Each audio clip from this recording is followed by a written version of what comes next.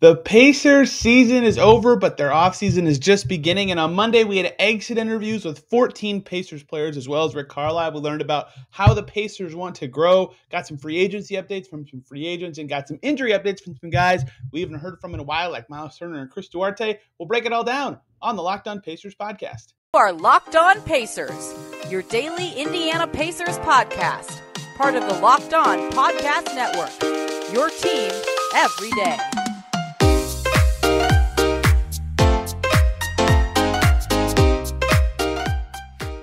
Welcome in to another edition of the Locked On Pacers podcast, where we, of course, talk about the Indiana Pacers. As always, my name's Tony East. I cover the team for Forbes and the Westside Community News, and today is all about exit interviews at St. Vincent Center, the Pacers practice facility on Monday.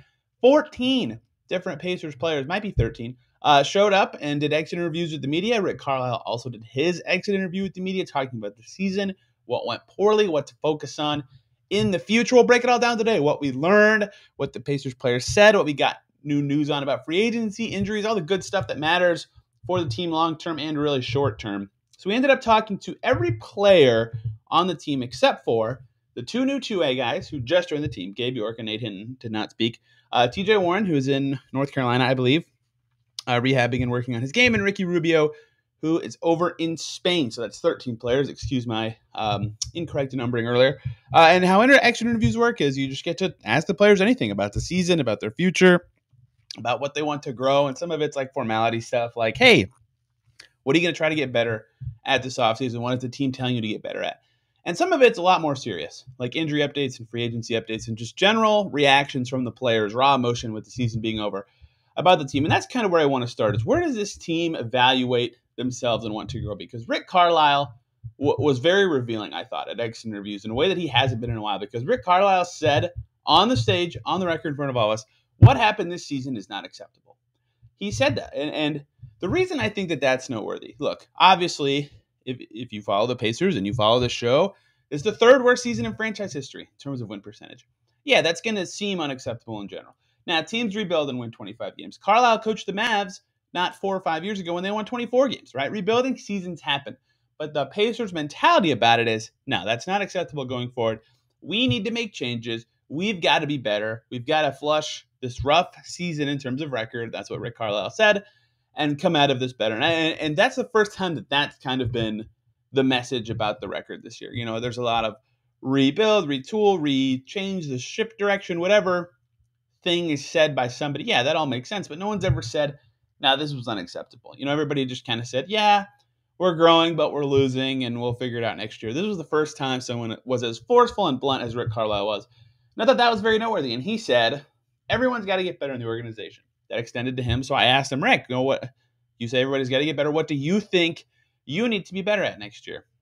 And Rick, and I there's a lot of players I asked that too. So we'll run through that, because that is where I think getting better and not accepting that record of 25 and 57 was the biggest takeaway I had from this exit interview process. Those were big quotes from Rick Carlisle. So Rick said for him getting better specifically, he would like to lead his staff and know them better. And some of them he brought from Dallas, and he knows those people better. But he wants, the new people he's working with. And he, the whole time we were there, was talking to, I think, some of the people on the nutrition team and the health team, and not the whole time, but a lot of the time, some of his other assistant coaches and PR people. Like, he was talking to a lot of staff, right?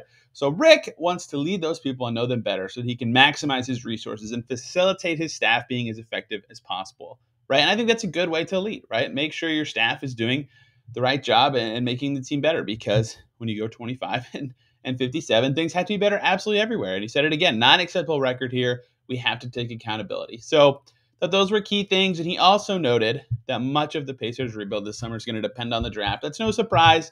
A lot of players were asked about the importance of the draft, many of them by me.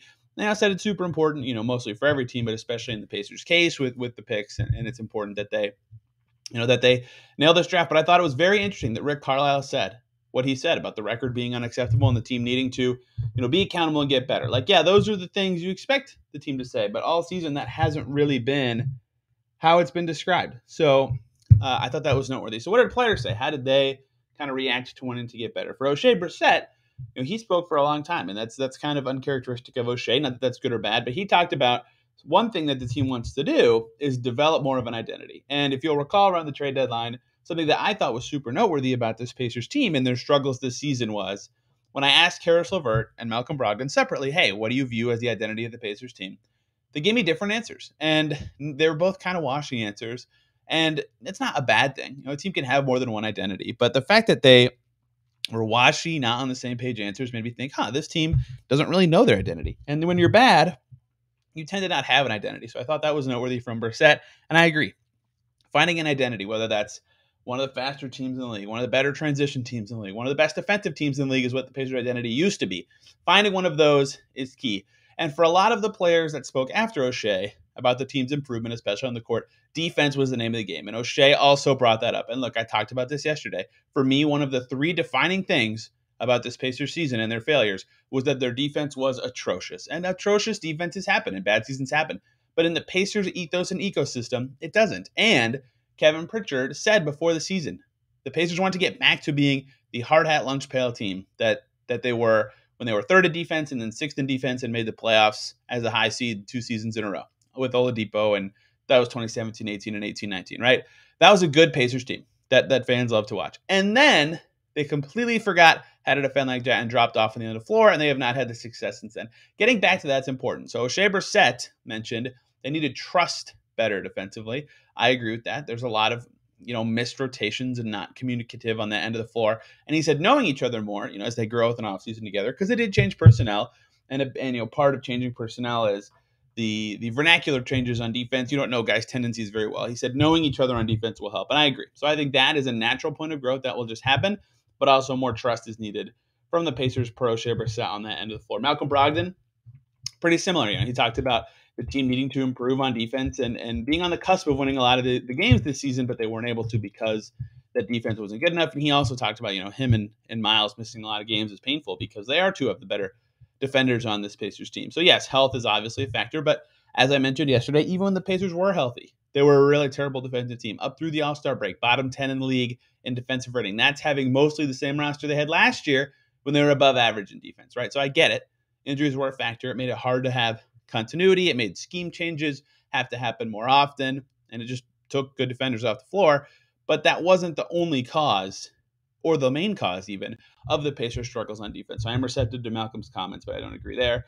100%. Miles Turner, hearing from him for the first time in like 2.5 months, also noted having to improve on defense, and he was a little more concrete about stuff.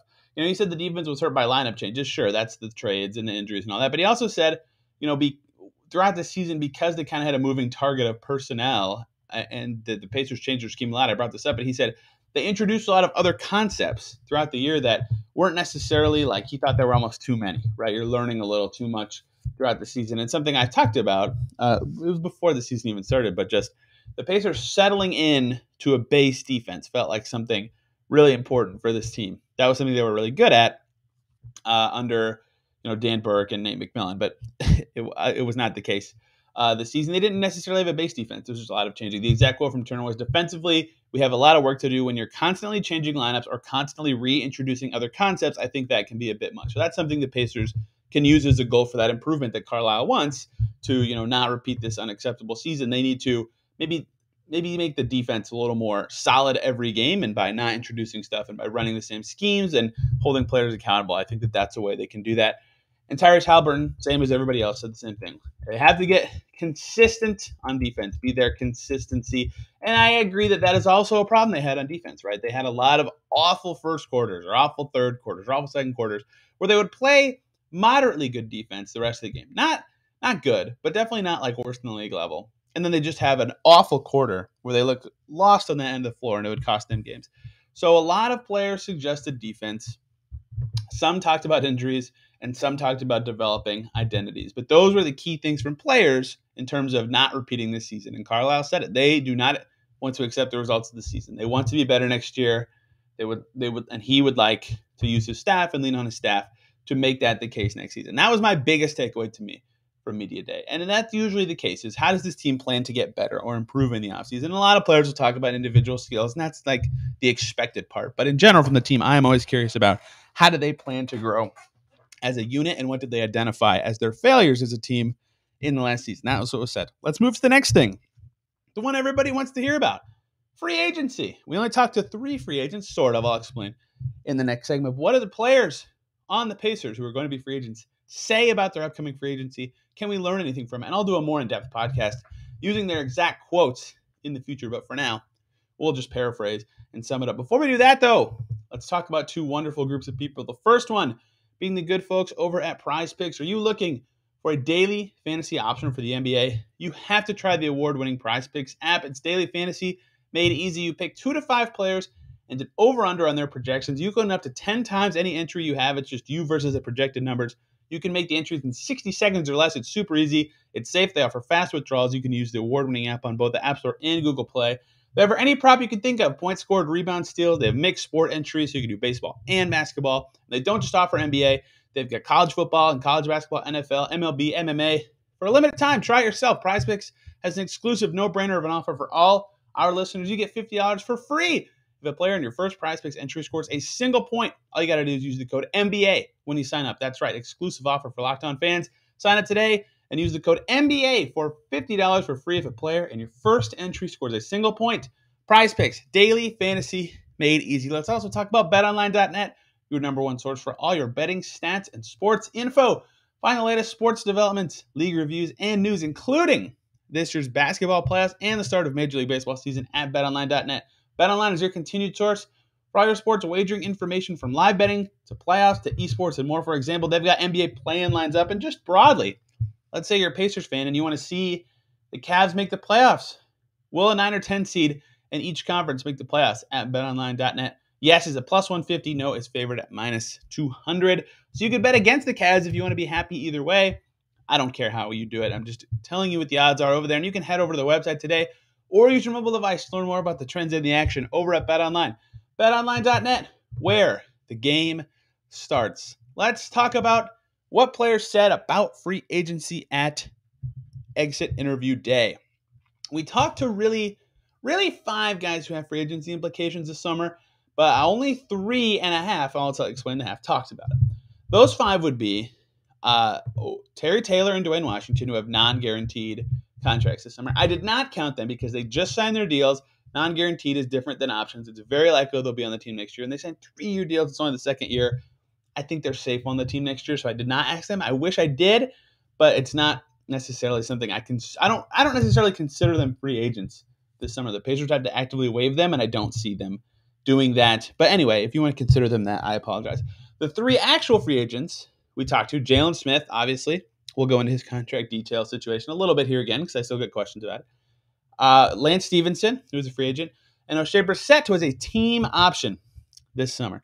So we'll start with the one everyone cares about the most. That is Jalen Smith. If you don't remember, the Suns declined his 3rd-year team option on his first-round pick contract, or his rookie scale contract, which means on his next deal, the Pacers can only offer him what that amount would have been on the 3rd year of his rookie scale deal, which is about $4.67 million. The reason that's the case is what the NBA doesn't want is a team to draft a player in the 20s and then immediately decline their 3rd-year team option and give them a huge pay bump so that they can circumvent the salary cap and make it so the rookie scale doesn't apply to every team. It only applies to the teams willing to spend a bunch of money. And then the contract carries over when a player is traded. So the Suns decline the option. The Pacers have to deal with the fact they can only pay Jalen Smith $4.67 million in the 1st year of his next contract. That might be enough for him. It's probably a little less than enough for him, but that's not all the considerations in free agency.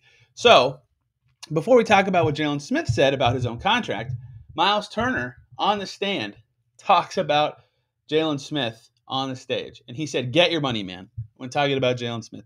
And that's what I think it could come down to for Jalen, for a guy who was the 10th pick and ended up in the wrong circumstance getting picked. But that's not everything for him. But, you know, Miles even said, as much as I like Jalen and I like having him here, get your money, man. That's what he said. So that's what kind of spurred the discussion with Jalen as well. Is like, hey, your own teammates telling you to get the money. What do you think you're going to do? So when Jalen Smith was talking himself, he said it's a huge offseason. He called it a scary offseason because he doesn't want to make the wrong decision. He said a lot of thinking and late night conversations with his agency and his family will go into it. And fit and opportunity are important. And he likes Rick Carlisle and his personality. What can we learn from that? Well, if the Pacers have a role for him in the center rotation, they have a chance to keep him. And I've always kind of maintained, look, I don't think he's going to get like way more than $4.67 million per year. But it's possible he gets like $7 million from another team. And so the Pacers' best offer would be a 1+1, a 2-year deal, a 1-year deal at that 4.67 number, and then a player option on the second year, so that if Smith regresses to his form that he had in Phoenix, he could still get about $10 million total dollars. And if he continues to play well, he can opt out and they can renegotiate with full bird rights. That is what I think the Pacers' best offer is. But for Jalen Smith, he has to consider a lot more than just that. Can he get more guaranteed money from another team? More than likely, yes. But can that same team offer him a better fit, a better opportunity? And that's where it's tougher, because for a guy like him, he would like to be on a younger team or a team that's growing and can give a young player minutes.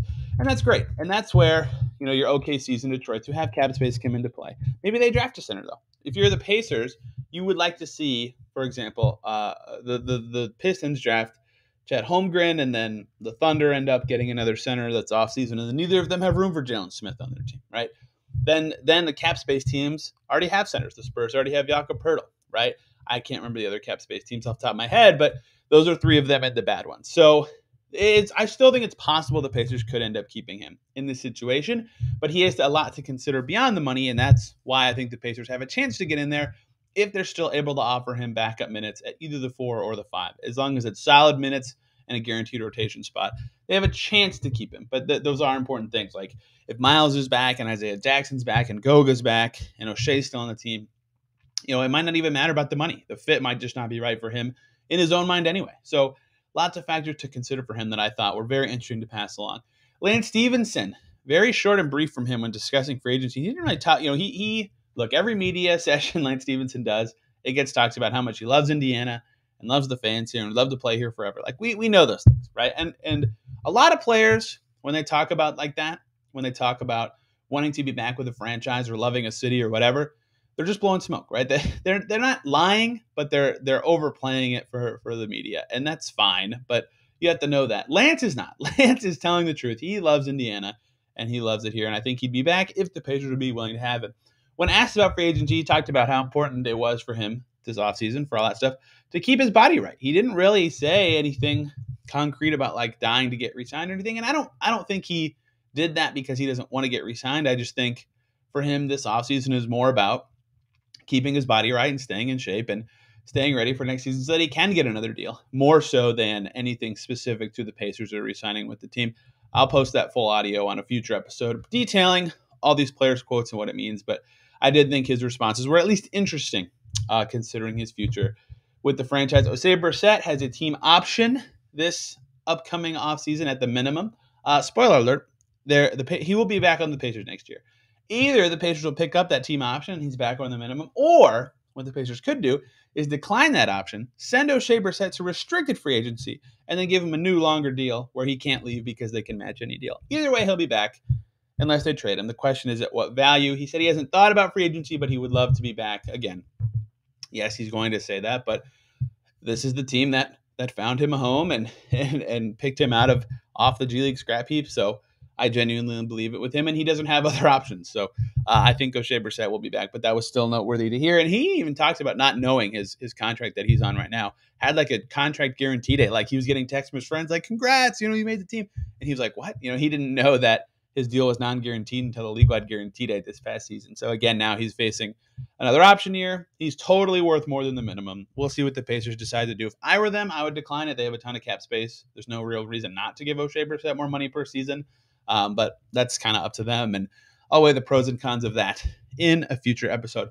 The last player, the half player on this free agency thing, because again, he's not a free agent, but Miles Turner was asked about a contract extension, and he did confirm it's on the back of his mind, right? He is on an expiring deal next summer, and he's able to negotiate a contract extension this offseason. Even into next season, he can negotiate an extension. So, a lot of stuff he talked about was being excited to have a more natural 5 role when he's back on the court because, they traded Sabonis and all that sort of stuff. All the stuff that Miles Turner said for all of time. But he also said that the contract extension is in the back of his mind. So if he does get the role he likes and the Pacers do keep him around and he fits very well with Haliburton, perhaps they would want to do that in the season to see him play with Haliburton, but perhaps an agreement on an extension could be made between the Pacers and Turner. But I think if I'm the Pacers, I would not do that until he played, and I could see what he was with Halliburton. But I get why both sides might want to do something beforehand. TBD. So that was all the free agency news and info we got from players at exit interviews.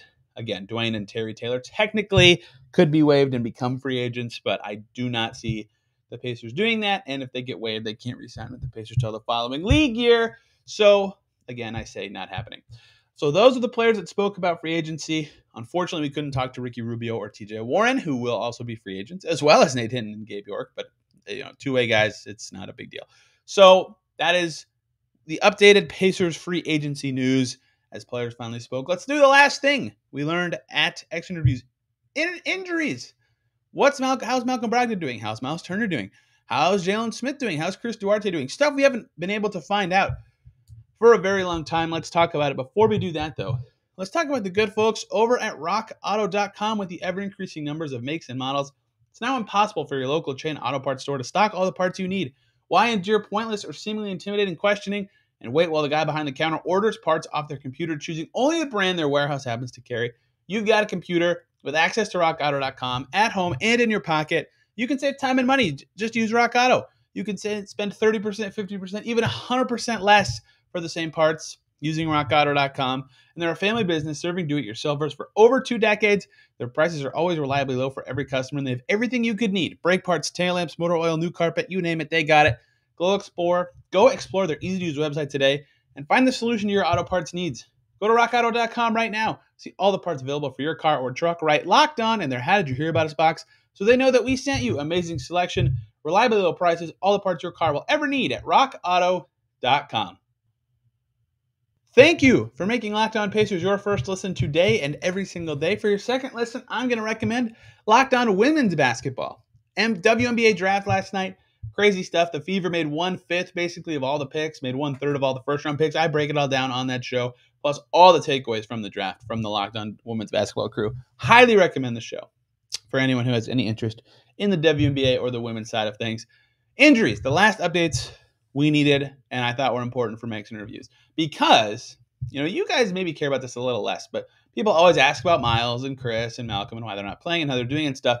But, from a media side, we don't get to talk to injured players. If they don't practice or play, we don't get to speak to them. So it's a rare opportunity. This was the first chance to speak to Chris Duarte in like a month and a half, and Miles Turner since mid-January, and Malcolm Brogdon in like a month, and Jalen Smith was just hurt, talking to him. It's all new stuff, right? So it's all very important for the future. Goga, too, he had that foot injury, right? So it's all very important for the future of the team to know that they're healthy and what they're dealing with and what it mattered for. And Miles was the big one because obviously he's been out for basically 3 months at this point. Mid-January is when the stress reaction in his foot was discovered. He said he felt discomfort in his foot, and it felt like an ache more than anything. And it's something he hadn't felt before. And he thought at first he could play through it, but if you'll remember, he was not playing very well. So he kept getting opinions on it, and he caught the stress reaction early. So that is good because, according to Miles and doctors, that means they caught it before it was a stress fracture, which is a very big deal. That is huge. That would have made Miles turn out for a much, much longer time. And Miles said this, and I thought this was fascinating and a big thing to say. He said, by catching it early like that, it maybe saved his career, which is jarring to hear. So he's very close to healthy. In fact, remember Carlisle said maybe he could return this season. He didn't. He started to get back on the court and doing some basketball activities, but once they shut him down for the season, he stopped doing that. He was pulled from the court since it was unnecessary. But I thought that was very jarring to hear Miles Turner say he thought it could save his career that this foot injury was caught when it was before it became a stress fracture and was instead just a stress reaction. So he will be healthy, or at least barring a setback, he should be healthy fairly soon and ready to go by the start of next season should he be a member of the Indiana Pacers. But I thought that was all huge news for Miles Turner since we haven't spoken to him in months and months. And he's had a lot of very interesting stuff in general about the team. And he's very excited to be back at the 5 and play with Tyrese in his natural position. I think it could be a very good fit if he does end up returning to this team. A second injured player, Malcolm Brogdon, who sat out for a few games for rest and then a sore back, and we all kind of get the gist of why he was really sitting out. He said that he is honestly healthy now, but really a lot of this was about, as the team was focused more on young guys, that he wanted to go into the offseason healthy. And I think that's a noble reason for him, a guy who's very injury prone to sit out games. And again, there were also some alternative potential reasons to sit him out as the Pacers. So he is healthy. Malcolm Brogdon straight up is healthy right now. Jalen Smith, who missed the last 2 games with a groin injury, that came out of nowhere. And we never got to talk to him about it. What's going on? He said he had a freak accident in the weight room. No one ever likes to hear that. That led to it. He has to rest 7 to 10 days, and then he should be good to go again up to 100% as he enters free agency. That's obviously a big deal for him. That's why the injury was even more a little scary, I would say, from my perspective of, oh no, right before free agency, this guy gets hurt, but he should be good to go in about a week. Goga had this foot injury all season. He has a sore foot, and he would play and then miss some games and then come back and then miss some more games. He just said that he had a really painful sore foot, right? And it was really tough for him to play through. It was a nerve thing for Goga. And if you've never had a nerve problem, it's a pain management thing for basketball players at that point, right? Some days it hurts worse than others, and some days you're able to play through it like Goga was, and some days, like the last 2 games of the season, you're not. It's all up to what the pain can be. But the problem with these nerve things, you're putting a lot of stress on your foot every day, right? So sometimes it will get worse and better. But if someone steps on your foot or you dribble on your foot or something, just anything really makes contact with your foot, it gets worse, right? So it's a hard injury, especially as a big man, to manage successfully. So that's why he was kind of waning in and out of the lineup. But time away from the team or from basketball in general will help him. But Goga, I thought this was noteworthy as well. A couple of things I want to share about him. He's going to play for the Georgian national team this summer in their World Cup qualifier, as well as some Eurobasket stuff. So he'll be playing July, August, and September for the country, Georgia, over in Europe this year. So that could be a good chance for him to get some confidence and develop. It's also a chance for him to risk injury, and Goga gets hurt in a lot of summers. So the Pacers will hope he doesn't get hurt. But that is what he will be up to this summer, assuming his foot heals. And that will be a good way to gauge how healthy he is, how well he's playing, how he looks as he develops. I thought that was really interesting that he's going to go play overseas for his country. Sabonis for the Kings also said that he's going to play for Lithuania this summer, for example. So a lot of these European clubs are going to do that. But that was noteworthy from Goga. The last player we spoke to, we have not heard from him in a very long time, dealing with this toe injury since the All-Star break, was Chris Duarte. The last game he played was March 15th. I think the last time I spoke to Chris Duarte was early March. Chris Duarte had, again, that toe injury. He said it's getting a lot better, but not better enough to play yet. He still has to be off his feet, air quotes. That's basically like don't exercise, don't run, stuff like that. He's not like on crutches or anything for 1 to 2 weeks. So, he's psyched to spend a lot more time with his family this offseason, just had a second kid and all that stuff. And Chris Duarte loves spending time with his family. So that's a great way for him to be off his feet, is spend time with his family. I'm guessing he'll go home to the DR at some point.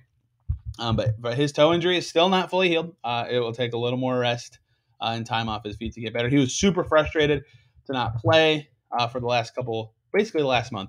And I ask a lot of players this because I'm just curious on their opinion. But some players have said that when they sit out and they're injured, they can see the game from the bench the whole time, and it gives them a new appreciation for the team, and they learn a lot how to play. I asked Chris that question. He's like, no, I want to play. I want to learn by playing. I thought that was really interesting, that he learns better on the job and with examples like that.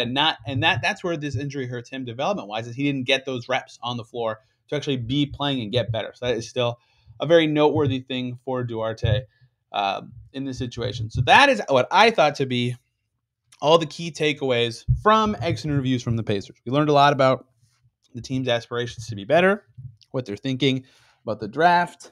They all said it was important, what they think about free agency, how they're doing in general. And that gives us a barometer to hop into the offseason. Tomorrow we'll talk more about the play-in game between the Cavs and the Nets, other general Pacers topics, evaluating perhaps the coaching staff or just in general the team. I'll probably have a guest on. We'll see.